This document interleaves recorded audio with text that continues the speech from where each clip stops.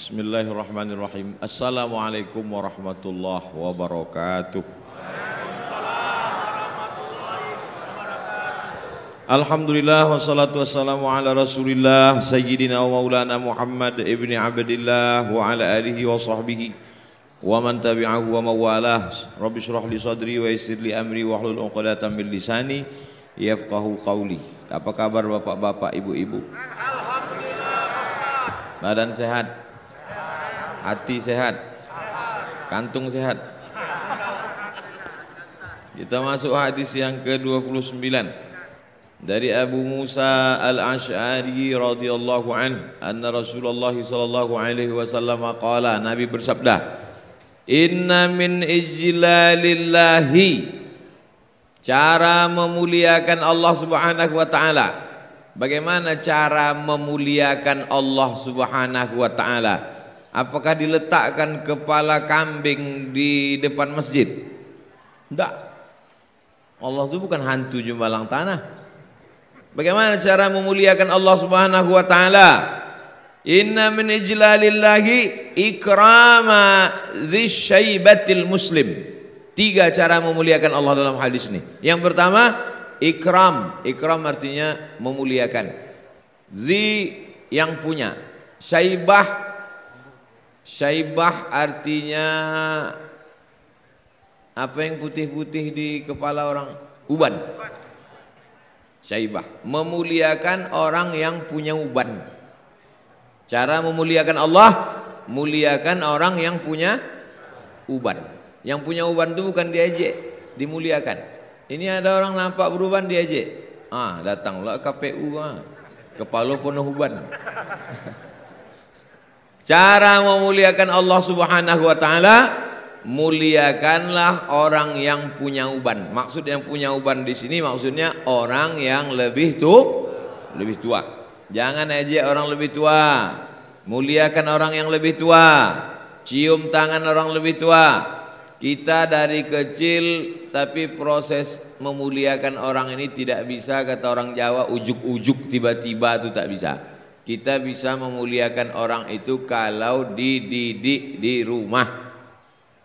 Kalau ada anak kecil tidak memuliakan orang tua, itu yang salah anak kecil. Itu apa orang tuanya? Orang tua tuh. Makanya Buya Hamka dulu ketika dia mau pergi haji dari Pulau Jawa, singgah kapalnya itu di pelabuhan di Padang? Teluk Bayur.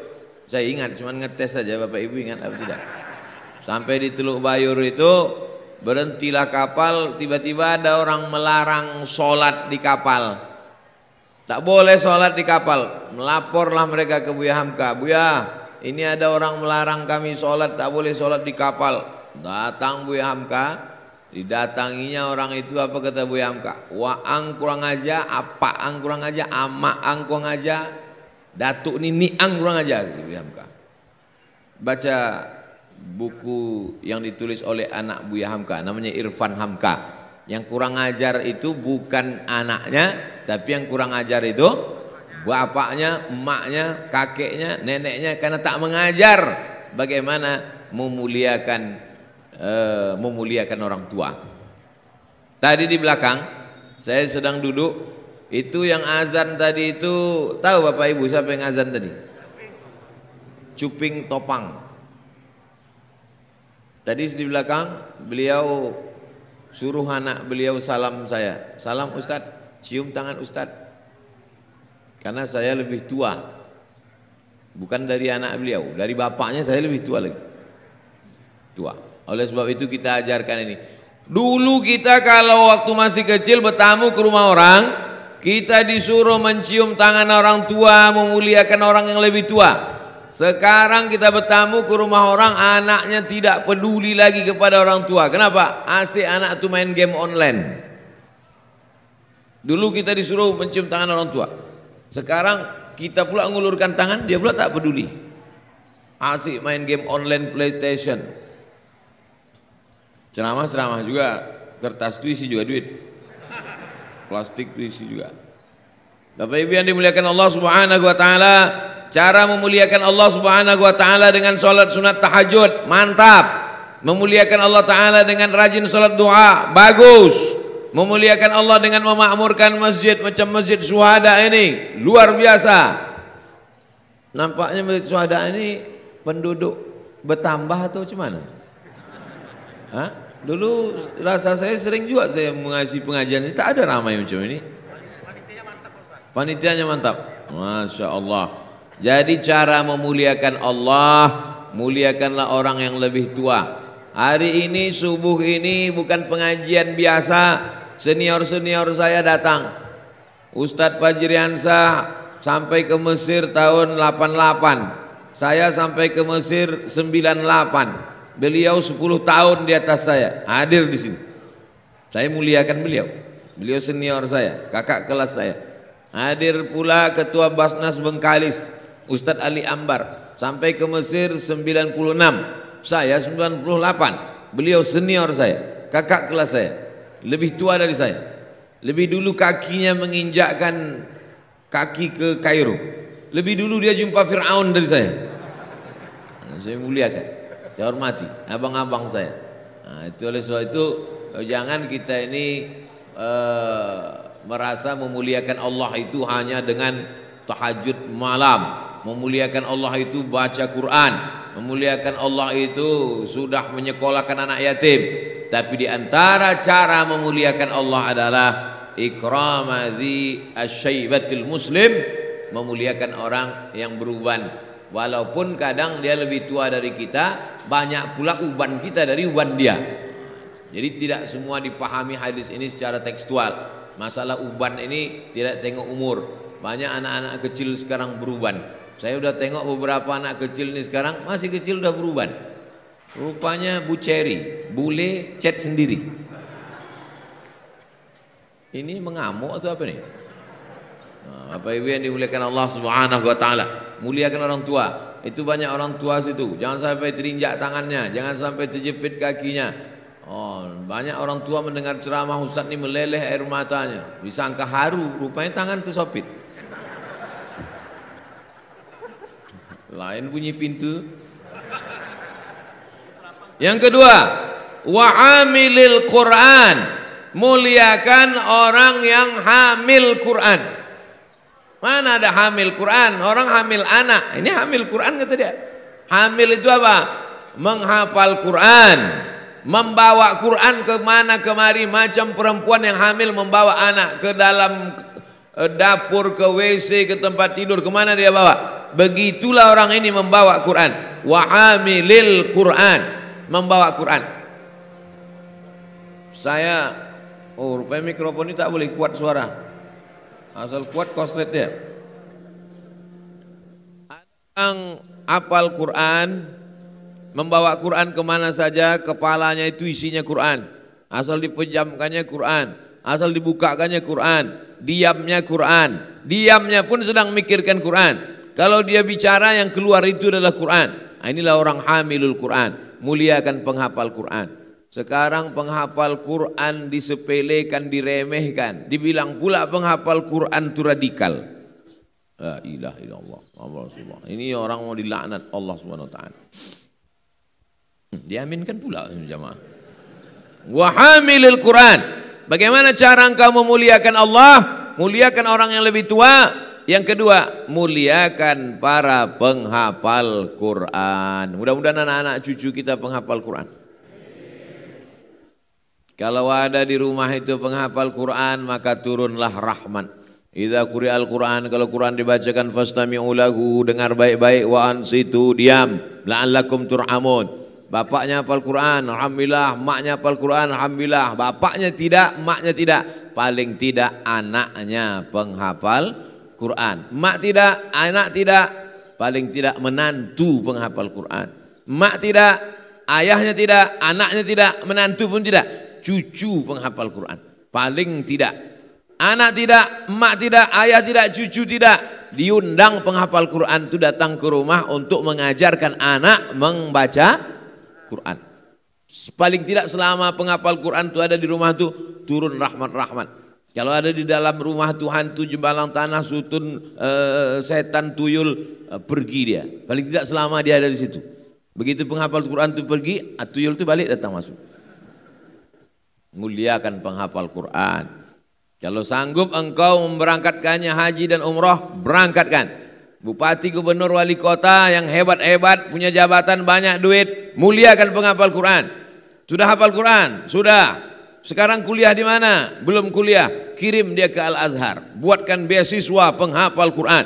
Rektor-rektor yang punya kekuasaan di kampus, kasih beasiswa full untuk penghafal Quran. Anak Indonesia yang hafal Quran, silakan masuk ke fakultas kedokteran, dapat beasiswa full, beasiswa uang saku, beasiswa asrama gratis, beasiswa kuliah gratis. Universitas Islam Indonesia Yogyakarta. Begitu kalau mau beramal. Jadi amal bupati, amal rektor itu bukan sholat sunat duha. Alhamdulillah Pak Ustadz, bupati kami rajin puasa Senin Kamis, gubernur kami rajin sholat tahajud, bapak wali kota kami rajin baca Yasin. Itu bukan amal bupati, itu bukan amal wali kota, itu bukan amal gubernur, itu amal emak-emak, itu gak amal anak-anak. Amal pejabat, amal orang yang punya kekuasaan adalah muliakan penghafal Quran. Buat Islamic Center, turun orang dari airport Simpang 3, mendarat pesawat, begitu keluar bis, mobil, kendaraan dari airport, yang pertama kali dia lihat di Pekanbaru adalah apa itu tempat MTQ tahun 94 dulu. Bayangkan, semua orang yang datang ke Pekanbaru ini, begitu pesawat sampai, yang pertama kali dia lihat bukan patung, yang pertama kali dia lihat bukan taman, yang pertama kali dia tengok adalah tempat Al-Quran. Pesawatnya turun, naik mobil, masuk keluar Jalan Sudirman, langsung ditengoknya Al-Quran. Andailah dulu di situ ada tempat menghafal Quran, TK Quran, SD Quran, SMP Quran, SMA Quran, sekolah tinggi ilmu Al-Quran. Maka semua orang yang datang ke Pekanbaru Riau, yang diingatnya adalah Al-Quran. Sekarang orang enggak. Ini tengoknya Purna MTQ. Tahu Bapak Ibu arti Purna? Almarhum. Pensiunan. Purnawirawan. Pensiunan. Purna MTQ. Pensiunan. Mestinya di situ TK Quran, SD Quran, SMP Quran, SMA Quran, sekolah tinggi ilmu Al-Quran. Penghafal Quran ada di situ. Barulah negeri ini barokah. Walau anna ahlul qura amanu, kalau penduduk negeri ini beriman, wattaqau, takut kepada Allah, la fatahna alaihim barakatin, kami bukakan untuk negeri ini barokah, barokah, barokah, minas sama, dari langit, wal ard, dari bumi. Walakin kadzabu, kalau mereka mendustakan ayat kami, akhadnahum, kami cabut nikmat itu. Sudahlah tidak ada Al-Quran, diisi pula dengan konser-konser. Auzubillah. Untung ada Covid. Datang Covid, tak dapat izin konser. Kalau tidak, hampir tiap bulan ada konser. Betul tak cakap saya? Betul. Itu maka saya tanya. Saya tanya betul itu supaya Adam menolong saya nanti, mana tahu. Bukan saya ini provokator. Hamilil Quran, muliakan penghafal Quran, guru-guru Al-Quran. Siapa yang paling mulia di antara kita ini? Apakah yang di atas nih paling mulia? Belum tentu. Bisa jadi duduk di atas karena datang terlambat. Siapa yang paling mulia di antara kita ini? Khairukum, yang paling mulia di antara kamu, man ta'allamal Qur'an, orang yang belajar Quran, wa 'allamahu, dan mengajarkan Al-Quran. Maka saya kalau jumpa sama orang penghafal Quran, guru ngaji, saya cium tangannya. Imam kita ini penghafal Quran, Masya Allah suaranya, makharijul hurufnya. Pas salaman tadi mau saya cium, diciumnya pula dulu tangan saya. Hampir belaga kepala kami lagi. Kalau tentang penghafal Quran, tak perlu kau lihat dia lebih tua, tak perlu kau tengok ubannya berapa. Kalau penghafal Quran, asal hafal Quran dia, muliakan dia. Mudah-mudahan kau dapat syafaat nanti di akhirat. Karena di antara yang bisa memberikan syafaat nanti adalah penghafal. Aku cukup syafaat Nabi Muhammad aja, tak cukup. Iya kalau dapat syafaat Nabi Muhammad, kalau tidak,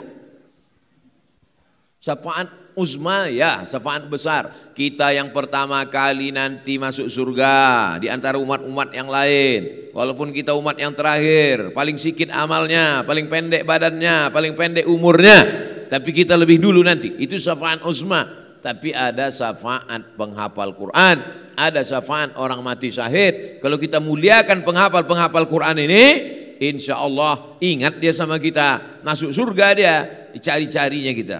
Manalah ustadz dulu yang sering sama aku tuh, Ustadz Somad ajari, masuk. Ustadz yang lain, pas masuk kita ke surga, rupanya udah dia duluan di dalam. Bisa jadi, itu tergantung amal kita masing-masing dan tergantung syafaat. Wahamilil Quran, penghafal Quran yang bagaimana? Ghairil ghalifih, yang tidak melampau. Apa maksudnya penghafal Quran tak melampau di sini? Tidak melampau dalam membahas ayat mutasyabihat. Dalam Quran itu ada ayat-ayat mutasyabihat, ada ayat-ayat muhkamat. Ayat muhkamat yang tidak mengandung banyak makna, satu saja. As-sariqu was-sariqatu faqta'u aydiyahuma. Pencuri laki-laki, pencuri perempuan, potonglah tangannya. Itu tidak mengandung makna lain. Yang namanya potong itu ya potong, tidak ada mengandung makna lain. Tapi ada ayat-ayat yang samar, yang mutasyabihat. Ar-Rahman 'alal arsy istawa. Allah bersemayam di atas aras. Ini penghafal Quran tak boleh melampau dalam memahami ini.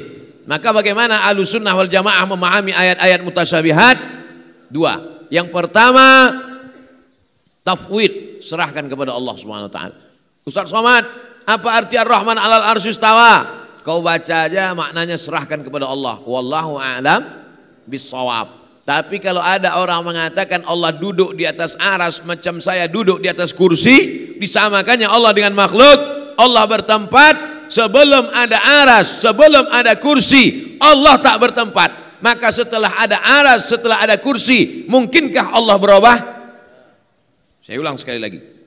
Kalau kau katakan Allah duduk di atas aras, sebelum ada aras Allah tak bertempat. Setelah diciptakannya aras, mungkinkah dia berubah? Kalau berubah berarti bukan Allah. Wujud, qidam, baqa, mukhalafatu lil hawadis. Dia berbeda. Abdul Somad tegak. Kenapa tegak? Karena belum ada kursi. Begitu ada kursi, Abdul Somad belum pasti. Bisa jadi tegak, bisa jadi duduk. Bahwa kemudian saya duduk, saya jadikan kursi ini sebagai tempat saya. Kalau begitu saya bertempat. Nah, orang yang menyamakan Allah dengan makhluk mesti dibantah. Datanglah Imam Abul Hasan Al-Asy'ari membantah itu. Maka kata dia ditakwil. Karena kalangan salaf juga sebagian mentakwil ayat-ayat mutasyabihat. Maka Ahlussunnah memahami mutasyabihat ini dua. Yang pertama, jangan kaji-kaji. Wallahu a'lam bishawab. Serahkan kepada Allah. Yang kedua, takwil. Bahwa makna Allah bersemayam di atas aras artinya Allah berkuasa. Bapak wali kota bersemayam di atas singgasana selama 2 periode. Pak wali itu duduk aja di kursi itu 10 tahun? Kan tidak. Maksud bersemayam di situ adalah berkuasa. Dia tidak mau membahas itu secara berlebihan. Wal jafi anhu. Jafi anhu maksudnya dia tidak meninggalkan isi Al-Quran. Hafal Quran, suara bagus, ngerti tafsir, ceramah mantap, tapi jafi anhu. Apa makna jafi anhu? Meninggalkan isi Quran. Cerita tentang kesucian hati, rupanya busuk hati. Siapa itu? Ustaz Somad. Ustaz Somad cerita tentang marilah kita jaga hati kita supaya bersih. Rupanya yang paling busuk hati-hati Abdul Somad. Mana tahu jamaah? Bisa ditutupi pakai peci, ditutupi pakai sorban, ditutupi pakai baju putih, hati hitam. Lebih bagus pakai baju hitam tapi hati putih, iya kan? Takutnya memang bilang ya. Cara memuliakan Allah yang pertama, muliakan orang yang lebih tua. Cara memuliakan Allah yang kedua, muliakan penghafal Quran. Cara yang ketiga, wa ikrama dzis sultanil muqsid, muliakan pemimpin yang adil. Ketika umat Islam sedang jatuh secara ekonomi, miskin, susah, melarat, jatuh secara politik, tak punya kekuasaan, diejek-ejek, diolok-olok, pemimpin yang lain diam, ketakutan. Tiba-tiba ada pemimpin yang bangkit, berani menantang si Macron dari Prancis. Maka apa sikap kita terhadap pemimpin yang adil? Kita muliakan atau kita diam? Kita muliakan, kita support, kita share, kita bela, kita bantu, kita doakan.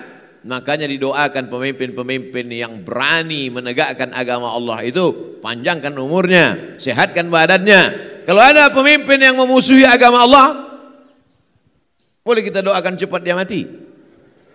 Doakan supaya dapat hidayah. Itu yang diajarkan Nabi SAW. Allahumma hdi qaumana fa innahum la ya'lamun. Banyak sekarang orang mengamuk dengan Macron ini. Ya Allah, matikan Macron. Ya Allah, kalau kita doakan si Macron itu mati dia, selesai masalah?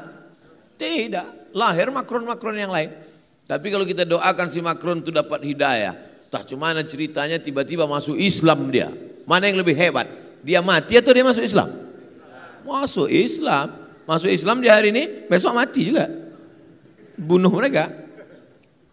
Masuk Islam dia berkumandang. Sebetulnya ini adalah salah satu cara Allah untuk membangkitkan semangat umat. Umat Islam ini bersatu kalau melihat musuh yang nyata.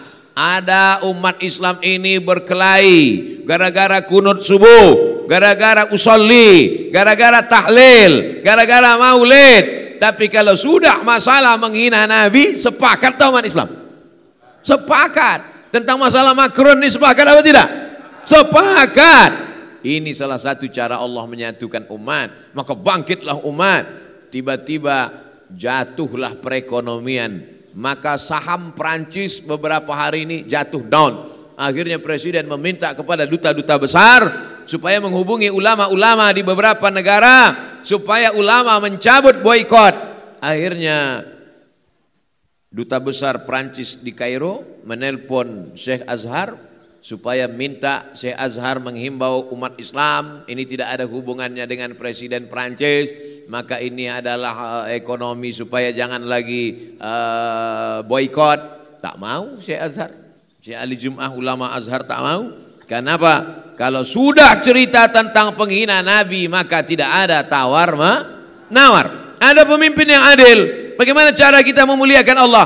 Wa ikrama dzis sultan. Sultan artinya yang punya kekuasaan. Sultan tidak mesti Sultan Syarif Qasim, enggak. Sultan ialah dulu sultan. Sekarang kita tidak sultan lagi. Dulu awalnya raja. Raja itu mengambil dari India. Setelah Islam datang berubah dari raja menjadi sultan. Setelah berakhir masa kesultanan kita demokrasi menjadi presiden. Maka ini semua orang-orang yang punya kekuasaan.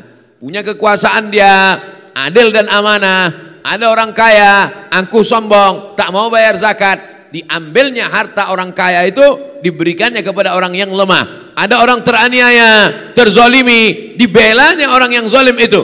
Maka tugas penguasa adalah melemahkan orang yang kuasa, mengangkat harkat martabat orang yang lemah. Itu tugas penguasa yang adil. Bukan orang yang lemah makin dipijak, orang yang paling sombong makin diangkat. Itu bukan penguasa. Itu orang-orang yang dibayar oleh orang kaya menjadi penguasa. Cukong-cukong mengangkat menjadi penguasa untuk menginjak orang lemah, mengangkat orang yang kaya raya. Bukan itu. Dalam Islam diajarkan, apa kata Abu Bakar Siddiq? Al-qawiyyu fikum dha'ifun indi. Kalau ada di antara kalian orang yang kuat, maka sesungguhnya dia lemah di mataku. Karena aku akan mengambil haknya dan kuberikan kepada fakir miskin. Ad-dha'ifu fikum qawiyyun indi. Kalau ada di antara kalian orang yang lemah, maka sesungguhnya dia kuat. Aku akan cabut kelemahan dia.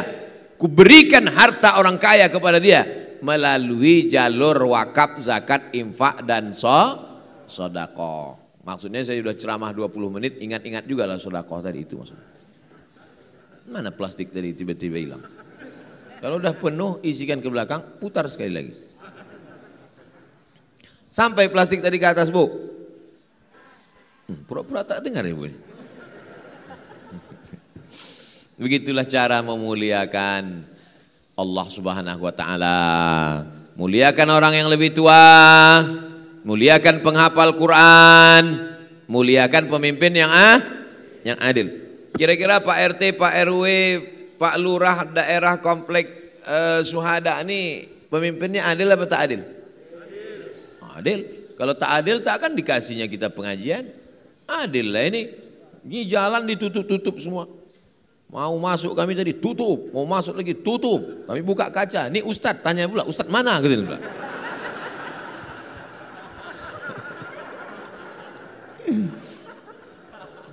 Sedang Ustadz aja payah masuk kemari. Apalagi jamaah. Bayangkan kalau ada Pak RT digitukan tanya, mau masuk? Aku RT nya sini. Kalau bukan karena izinku tak bisa kalian pengajian subuh nih. Gitu. Tapi tak ada. Pak RT pun mungkin entah di mana-mana duduk Pak RT sekarang. Oleh sebab itu mereka ini pemimpin-pemimpin yang adil insyaallah. Amin. Mudah-mudahan Pak RT jadi RW. Amin.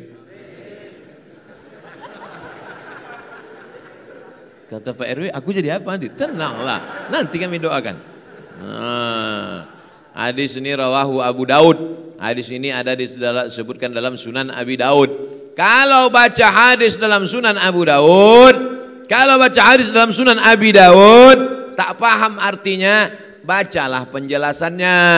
Nama kitabnya Aunul Ma'bud Syarah Sunan Abi Daud. Jangan baca sendiri, buka kamus, pahami sendiri, nyasar sendiri. Kalau baca Quran tak paham, baca tafsir. Kalau baca hadis tak paham, baca syarah. Kalau baca fikih tak paham, buka fikih mazhab Syafi'i. Yang paling bawah matan takrib, agak tinggi sikit Fathul Qarib, lebih tinggi sikit I'anatul Talibin, lebih tinggi lagi adalah bacalah kitab Mahalli, mau lebih besar lagi Majmu' Syarah Mu'azzab. Maka dibacalah kitab-kitab. Tapi kunci dari semua kitab ini, mau kitab tafsir, mau kitab hadis, mau kitab fikih, mau kitab akidah, pintu kunci masuknya adalah bahasa Arab. Maka kalau orang bisa bahasa Arab, macam punya kunci di hotel, ada satu kunci kartu, kalau kau punya kau bisa masuk kemana-mana. Bisa masuk ke rumah makan, bisa masuk ke kolam renang, bisa masuk ke kamar, bisa masuk ke lounge, kalau punya kunci. Kalau tak punya kunci, jadilah kunci. Apa kuncinya? Belajar bahasa Arab. Baik, kita lanjutkan hadis ke-30 dari Abdullah bin Abbas radhiyallahu anhuma. Qala Rasulullah sallallahu alaihi wasallam, Rasulullah sallallahu alaihi wasallam bersabda, "Al barakatu ma'a akabirikum." Barakah itu bersama orang-orang yang tua di antara kamu. Di mana letak barakah itu? Kata Nabi, barokah ada bersama orang-orang yang tua di antara kamu. Makanya kalau ada siapa yang paling tua di sini, itu yang paling banyak barokah. Tapi tuanya tua beramal, bukan tua berjomo, tua berampai. Paham cakap sen? Kata orang Melayu tua berampai. Pakaian itu kan habis dicuci, dijemur, diampai kan. Maksud tua berampai, tua karena disinari matahari, tua terjemur. Yang dimaksud tua di situ apa? Tua karena beribadah, tua karena berzikir. Saya yakin dan percaya ini Bapak Ibu semua ini tua-tua karena banyak beribadah, tua-tua karena banyak berzikir. Belakangan-belakangannya aja. Apanya menyalah pintu ini? Tadi pintu kiri, ini pintu kanan pula. Macam ganti-gantian kalian saya tengok. Hah? Mau masuk? Cukup di luar aja. Ilmu tak terbatas, mau di dalam masjid, mau di luar masjid. Inilah kalian. Tadi tak datang cepat. Sekarang mau masuk, di situ saya pengajian, di situ pula mau masuk. Masuk masjid susah, apalagi masuk surga. Jangan angkuh, jangan sombong. Boleh jadi mereka yang di luar itu lebih dulu masuk surga. Apa pula diaminkan? Hari ini yang duduk di luar ataupun di atas tak masalah, karena kita masjid ini penuh. Kecuali masjid ini kosong. Kadang ada nih kita pengajian kosong masjid tuh. Duduk dia di luar. Ada kadang pengajian gitu kan? Di dalam tuh Ustaz. Di muka ini kosong melampong, nyandar-nyandar di dinding itu, di luar nyantai. Kau kenapa di luar? Aku ahli hisab.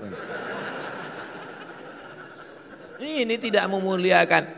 Ini orang tidak dapat barokah. Karena kata Nabi, di mana letak barokah? Al barakatu ma'a akabirikum. Barokah itu bersama orang-orang yang besar di antara kamu. Siapa orang besar itu? Orang lebih tua. Siapa orang yang besar itu? Orang lebih berilmu. Siapa yang lebih besar itu? Orang yang lebih tinggi kuasanya kalau dia adil. Tetap yang tiga itu. Orang lebih tua, orang lebih berilmu, orang lebih berkuasa. Tapi dengan syarat dan ketentuan berlaku. Jangan cium tangan orang karena dia pejabat. Tapi kau cium tangannya karena dia berilmu. Oh, ini Ustadz ini nyuruh kami cium tangan dia nih. Enggak. Saya tak ada menyuruh jamaah cium tangan saya. Saya menyuruh orang memuliakan ulama penghafal Quran. Saya bukan ulama. Saya anggota majelis ulama, tapi saya bukan ulama. Ulama itu siapa? Innama yakhshallaha min ibadihil ulama. Orang yang takut kepada Allah. Saya masih takut sama penguasa. Berarti saya bukan ulama. Ulama itu yang tak ada takut kepada siapapun, hanya takutnya kepada Allah Subhanahu wa taala. Itulah ulama. Di mana letak barokah itu? Kata Nabi, al barakatu ma'a akabirikum. Barokah itu ada bersama para ulama. Barokah itu ada pada orang-orang tua. Datangilah mereka, muliakan mereka supaya melimpah barokah. Barokah. Apa arti barokah itu? Barokah itu artinya onta turun ke tanah. Itu arti barokah. Assalamualaikum warahmatullahi wabarakatuh. Barokah artinya onta turun ke tanah. Bapak punya tanah. Saya punya tanah. Ibu punya tanah. Datang onta. Tiba-tiba onta itu turun ke tanah saya. Maka di antara tanah ini, tanah siapa yang barokah? Tanah saya. Kenapa tanah itu turun di tanah Ustadz? Saya yang ceramah, terserah saya lah. Milih tanah siapa? Ada tanah bapak, ada tanah ibu, ada tanah saya. Datang onta, kita sama-sama diam kita. Tiba-tiba onta itu turun ke tanah saya. Siapa yang bertuah? Saya. Karena dengan turunnya onta ke tanah saya dapat daging onta, saya dapat tulang onta, saya dapat bulu onta, saya dapat susu onta. Onta itu semuanya manfaat. Bulunya buat jaket, kulitnya buat alas. Ini kain, saya sangka bulu onta tadi. Susu onta, daging onta, tulang onta bisa buat tasbih. Ujung-ujungnya tai onta untuk semen dinding. Tai onta, tai keledai, itu batu yang disusun-susun di jazirah Arab, di kampung-kampung. Tai onta, tai keledai bisa dipakai. Kencing onta, obat kencing onta. Hadisnya sahih, tapi bukan berarti kencing onta itu ditampung diminum, bukan itu maksudnya. Dituangkan air susu, setelah tuangkan air susu diteteskan kencing onta itu ke dalam. Itu memahaminya. Jangan nanti karena disebut kencing onta diminum sama kencing onta. Itu makna barokah itu. Rumahnya boleh sama, mobilnya boleh sama, tapi ada yang barokah, ada yang tak barokah. Hari ini mobil-mobil yang diparkir sampai ke ujung memanjang tadi, semua mobil-mobil itu barokah. Betul? Mobil yang parkir di depan diskotik tak bisa kita pastikan tak barokah. Bisa jadi ustadz numpang parkir. Ya pergi pengajian situ parkir situ. Itu di samping Mall SKA kan ada karaoke kan. Nah, jadi saya dulu ceramah di dekat Mall SKA. Parkirlah saya di depan karaoke. Datang tukang parkir, Ustadz jangan parkir di sini gitu. Saya bilang apa salahnya? Nanti disangka orang Ustadz nyanyi di dalam. Gitu. Tengok tukang parkir pun berpikir menjaga nama baik Ustadz. Saya tak terpikir. Parkir saya depan, enggak, nanti foto orang Pak Ustadz, sangka orang Ustadz nyanyi dalam. Orang tak tahu Ustadz ceramah di sini. Betul juga saya bilang. Begitulah kalau tukang parkir yang soleh mengaji. Mudah-mudahan tukang parkir itu masuk surga. Amin. Bapak Ibu yang dimuliakan Allah Subhanahu. Jamaah mohon jangan siaran live. Jangan live, karena kalau kalian live, itu yang kalian siarkan itu, kalian live di Facebook dicuri orang. Dicurinya, diuploadnya untuk cari duit. Oh, jadi Ustadz tak mau duit Ustadz diambil orang itu. Kalau saya live-nya di Yayasan Tabung Wakaf Umat. Yayasan Tabung Wakaf Umat itu semua duitnya untuk beli beras, fakir miskin, sekolah anak yatim, bangun masjid. Seperak haram tak ada saya ambil dari Yayasan Tabung Wakaf Umat. Jelas? Ini harus dijelaskan nih. Jangan nanti Ustadz nih rajin ceramah ini banyak, dia dapat duit dari kajian subuh nih. Nih Yayasan Tabung Wakaf Umat. Yang belum ngasih duit tadi, isilah duit tadi. Dia agak-agak beberapa menit diingatkan balik gitu, kadang jamaahnya lupa. Bisa kita lanjutkan?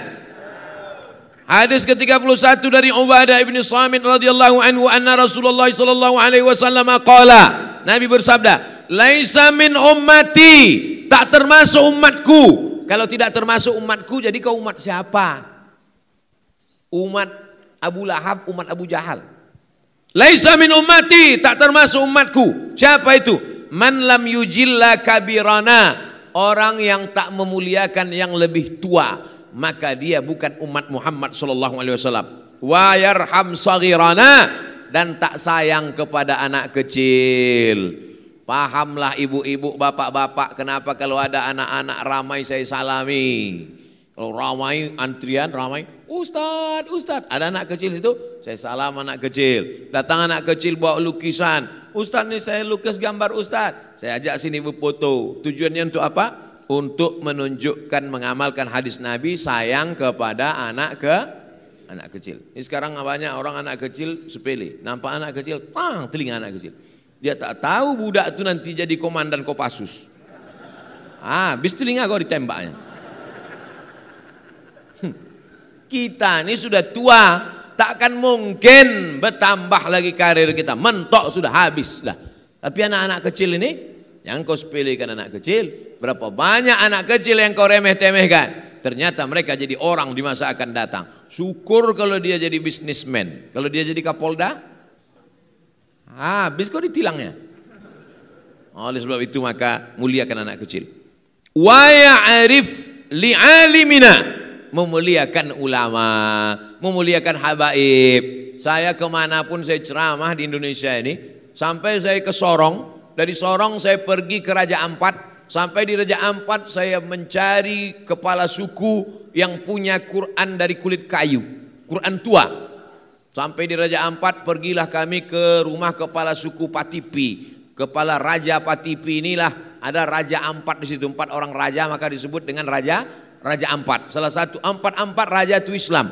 Mereka ini nenek moyang mereka lah yang membawa Islam ke sana. Lalu kemudian dia masih punya Quran dari kulit kayu, sampulnya itu dari kulit binatang halal, kulit rusa.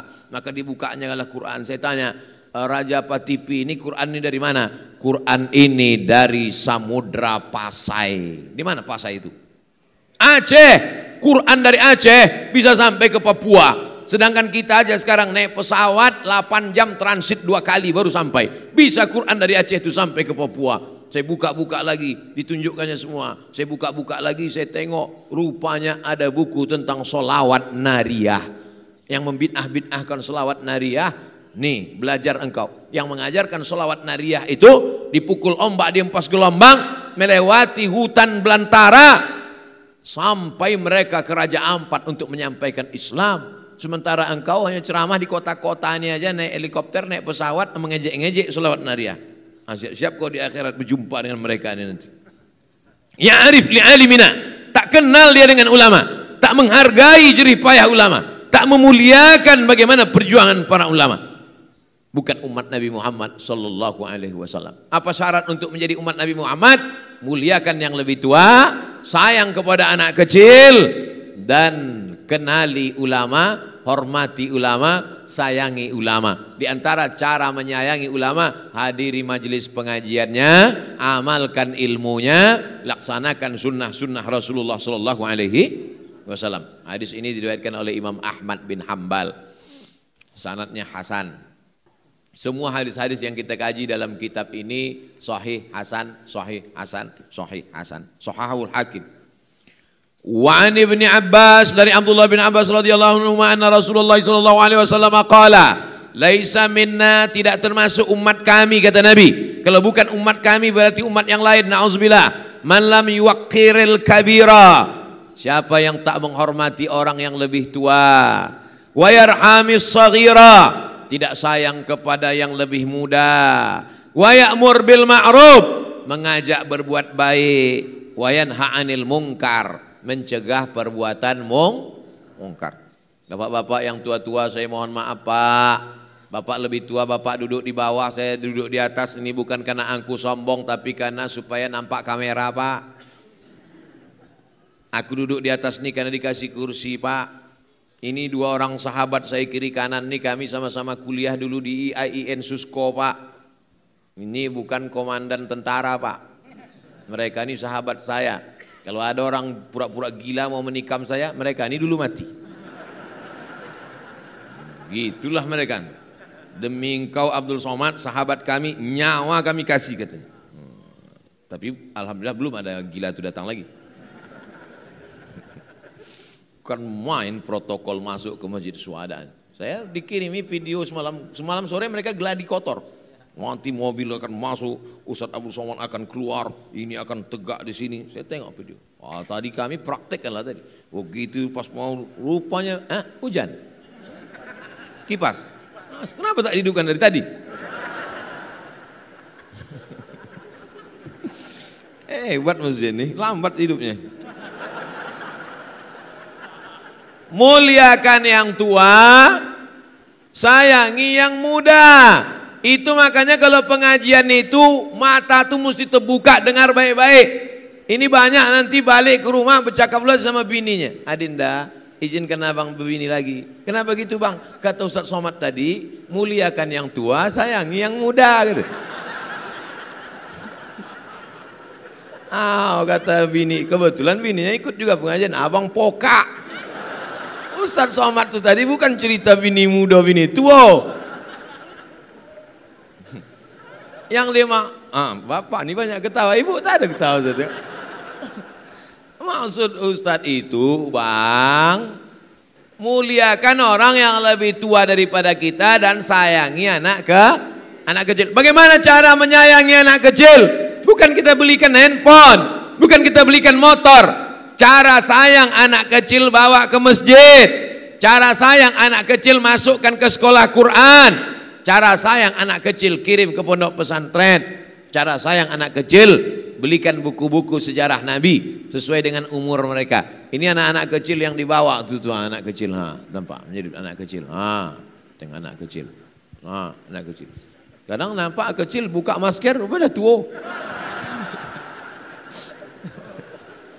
Mohon maaf, saya kadang cakap nih asal lepas. Oleh sebab itu maka beginilah cara sayang pada anak kecil. Ini banyak juga orang sekarang sayang sama anak kecil. Mama, ayo anak ini kita bawa ke pengajian. Usah, biar aja anaknya tidur sampai jam 8 sampai jam 9. Itu bukan sayang, menjerumuskan ke neraka jahanam. Adapun yang sayang dibangunkan tengah malam diajak tahajud, itulah sayang kepada anak kecil. Bisa kita lanjutkan? Andai tidak pun saya lanjutkan juga. Bukan saya ikut betul cakap Bapak Ibu nih.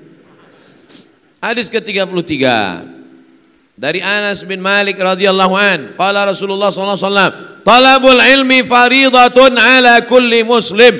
Menuntut ilmu itu hukumnya faridah. Faridah artinya wajib menuntut ilmu itu. Kenapa menuntut ilmu itu wajib? Salat itu wajib apa tak wajib? Salat itu wajib. Bagaimana kalau ada orang salat tak tahu rukun, syarat, wajib, sunat? Sah atau tak sah? Tak sah. Imam di depan, makmum dua orang di belakang, ketiga-tiganya rajin sholat tapi tak berilmu. Majulah imam, Allahu Akbar, tak tertahannya lagi, angin tadi menyesak naik ke atas bersendawa, turun ke bawah, bunyi. Kata makmum yang di belakang, jangan kau kentut imam. Kata makmum yang di belakang. Kata makmum satu lagi, untung aku tak bercakap. Cemana sholat mereka yang bertiga ini? Batal tiga-tiganya karena tak berilmu. Makanya ilmu itu wajib. Talabul ilmi faridatun ala kulli muslimin. Wa wadi'ul ilmi inda ghairi ahlihi. Orang yang meletakkan ilmu pada orang yang tak layak, kamu qallidil khanazir, al-jauhara wal lu'lu' wal zahab. Sama macam orang yang meletakkan jauhar, lu'lu', zahab. Jauhar permata, lu'lu' dibuka kerang, ada bulat-bulat dalam kerang itu bercahaya, apa namanya? Mutiara. Itulah lu'lu'. Siapa nama anaknya? Lulu. Nah, mutiara maksudnya. Dihilangkannya hamzahnya, lu'lu'. Yakhruju minhumal lu'lu'u wal marjan. Marjan itu permata yang di dalam laut warnanya merah, bukan sirup buka puasa. Fabi ayyi ala'i rabbikuma tukadziban. Zahab, zahab artinya emas. Orang yang meletakkan ilmu pada orang yang tak layak sama macam menggantungkan permata, mutiara, emas ke leher babi. Karena babi tak bisa membedakan mana permata, mana pasir. Maka saya kadang ceramah ini, tak selamanya saya ceramah lama macam ini. Pernah saya ceramah di Jalan Sudirman 5 menit. Ceramah saya 5 menit, habis itu saya tutup. Demikianlah tausiah ini. Assalamualaikum warahmatullahi wabarakatuh. Pulang saya. Dikejar sama panitia. Kenapa Ustaz merajuk? Kenapa nih? Saya bilang tak boleh menggantungkan permata di leher babi, saya bilang. Saya sedang ceramah, dia selfie di belakang. Apa gunanya menggantungkan permata di leher babi? Bagus, saya pulang. Untung dia tak marah saya bilang babi. Bukan saya yang bilang babi, Nabi yang bilang. Kamu qallidil khanazir al-jauhara wal lu'lu'a wal zahab. Meletakkan ilmu pada orang yang tak layak sama macam menggantungkan permata, mutiara, emas ke leher babi. Khatibun nasa ala qadri uqulihim.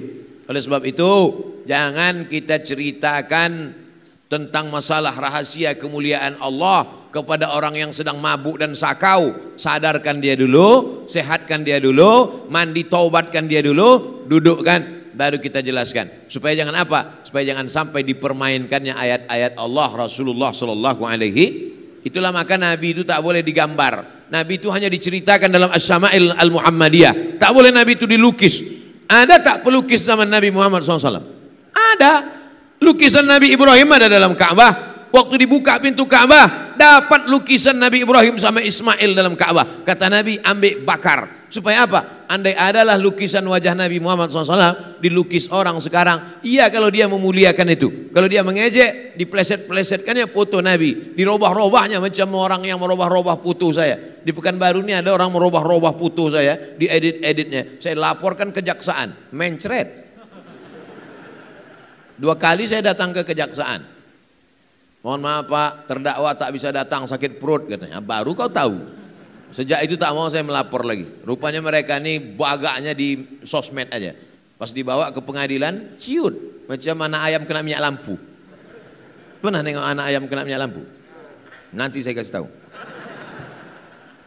34. Wa an ibni Abbas, dari Abdullah bin Abbas radhiyallahu anhuma, qala Rasulullah sallallahu alaihi wasallam, man jaa ajaluhu, siapa yang ajalnya sampai, wa huwa yatlubul ilma, waktu itu dia sedang menuntut ilmu, laqiyallaha wa lam yakun bainahu wa bainan nabiyyin illa darajatun nubuwah, maka jarak antara dia dengan kenabian hanya cuma 1 darajat kenabian. Maksudnya apa?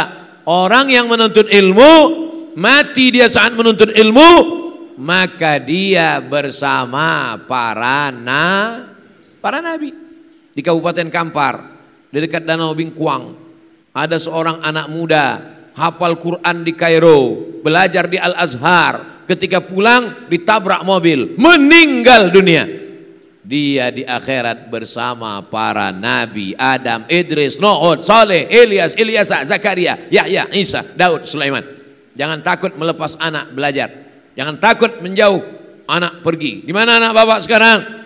Anak saya ada 3 Pak Ustadz. Yang pertama di Kairo, yang kedua di Maroko, yang ketiga di Sudan. Macam kuliah saya itu Pak. Anak bapak berapa? 3 Pak Ustadz. Yang pertama sakau, yang ketiga LGBT, yang ke na'udzubillah. Jangan takut anaknya mau pergi. Pergi sejauh mata memandang. Andai mati syahid dia. Hadis yang ke-35 dari Sahal bin Muaz bin Anas dari bapaknya, Rasulullah SAW bersabda, Man 'allama ilman, siapa yang mengajarkan ilmu, falahu ajru man 'amila bihi, maka amal orang yang beramal itu mengalir kepada dia. La yanqusu min ajril amal, la yanqusu min ajril amil, amal orang itu tak berkurang sedikit pun. Ada Ustadz Mawardi Muhammad Saleh. Ustadz Mawardi masih ada jadwal di Masjid Syuhada? Masih. Ustadz Mawardi mengajar di Masjid Syuhada. Dijelaskannya tentang hukum sholat duha, keutamaan duha. Sholat duha ibu, pahalanya mengalir ke Ustadz Mawardi dan mengalir juga ke ibu. Dijelaskannya kepada bapak tentang sodakoh, pahalanya mengalir kepada Ustadz Mawardi, mengalir juga kepada bapak. Kenapa Ustadz sebut Ustadz Mawardi? Tak saya sebut saya, karena kalau saya sebut saya, pahalanya mengalir ke saya. Kalau gitu tak jadilah kita amalkan gitu bapak. Mengalir pahalanya, dan pahala bapak dan pahala ibu tidak berkurang sedikit pun. Makanya anak-anak keponakan saya bilang, kau tak usah mau jadi macam-macam. Kau jadi guru agama, jadi guru tahfiz, jadi ustad. Saya tanya anak saya sama keponakan saya tanya, kau nanti kukirim ke Mesir, kukirim ke Maroko, balik kau jadi 3. Jadi penghafal Quran, jadi guru tahfiz, jadi ustad, jadi penceramah. Mau? Mau kata dia. Entah mau karena takut tak tahu. Mau. Lebih baik kau jadi guru, gajinya tak seberapa, tapi amalnya banyak, mengalir sesudah kau mati. Untuk apa kau jadi pegawai? Nanti di kawan-kawan kau ngajak korupsi, kau tak mau dikucilkan, kau ditekan, makan haram. Lebih baik kau jadi guru. Ustadz ngomong gitu kan karena tak PNS lagi. Oh iya juga. Tapi bukan berarti yang udah jadi PNS, pegawai Pemprov, Pemda, Pemko saya suruh keluar. Jangan. Datanglah pegawai yang jumpai saya. Ustadz Somad, saya mau resign, saya mau keluar dari pegawai ini. Saya tak ada menyuruh, tak ada melarang. Saya cuma tanya aja. Kalau engkau keluar dari situ, lalu kemudian duduk pindah ke situ, dajjal, hantu, setan, taun, kira-kira lebih baik atau tidak? Oh lebih kacau Pak Ustadz. Jadi gimana? Tak jadi saya resign Pak Ustadz. Bagus. Keluar engkau dari situ bukan berarti lebih baik keadaan. Tahan-tahan kalah situ. Tak tahan saya Pak Ustadz. Banyak betul duit haram nih datang. Transfer ke nomor saya. Nanti saya kirimkan ke Yayasan Tabung Wakaf Umat. Bukan untuk saya makan. Usah dimakan duit haram ini. Duit haram ini kalau dimakan jadi darah daging. Ayyuma lahmin nabata min haramin. Setiap daging di badan tumbuh dari yang haram. Fannaru aulabi, tempatnya neraka jahanam. Kenapa dari tadi Ustadz menunjuk tangan kiri aja? Menunjukkan cincin baru. Dikasih sama bupati di Sulawesi Selatan. Pas jumpa saya dibukanya langsung kasihnya. Ini Pak Ustadz udah banyak orang minta, tak kasih, saya kasih sama Ustadz. Nah pasang. Saya tengok di internet harganya mahal sekali. Takut pula saya dirampok orang. Bapak Ibu yang dimuliakan Allah Subhanahu wa taala, itulah makanya cita-cita tinggi boleh, tapi yang paling penting bermanfaat. Pak Ustadz, gimana kami nih? Kami ini bukan buya, bukan ustadz, bukan ulama, tidak LCMA, tidak profesor doktor. Tak bisalah kami dapat pahala macam ini. Bisa. Ibu ajarkan anak. Nah, kau kalau sebelum malam sholat witir dulu ya. Sebelum tidur wudhu dulu nak. Diamalkan anak ibu. Anak ibu mengajarkan ke istrinya, diajarkannya ke cucunya, mengalir sampai hari kiamat. Maka ibu juga dapat pahala amal jariah. Bapak juga begitu, kasih tahu anaknya. Nah, kalau kau mau pergi pagi, langkahkan kaki, bismillahirrahmanirrahim, la haula wala quwata illa billah. Dari tempat rumah ke tempat kerja, kau banyak-banyak berselawat. Allahumma sholli ala sayyidina Muhammad wa ala ali Muhammad. Diamalkannya, diajarkannya ke anak bininya, diajarkannya ke anak cucunya, mengalir juga ke bapak. Ada amal tuh kecil, diamalkannya mengalir. Sikit amal ibu, sikit amal bapak, tapi diamalkannya mengalir. 1 jam ceramah Ustadz, tak ada yang mengamalkan, tak mengalir. Oleh sebab itu maka bukan pada sikit banyaknya, tapi pada barokah tak barokahnya. Hadis ke-36 dari Abu Dzar Al-Ghifari, Rasulullah bersabda, "Ya Abu Dzar, wahai Abu Dzar, li antaghdua fatata'allama ayatan min kitabillah." Keluar kau dari rumah, pergi kau belajar 1 ayat Al-Quran. Khairul laka min an tusalliya mi'ata raka'ah. lebih baik daripada sembahyang 100 rakaat. Duduk di rumah, sholat duha 100 rakaat, tegak rukuk sujud, tegak rukuk sujud, tegak rukuk sujud, 100 rakaat.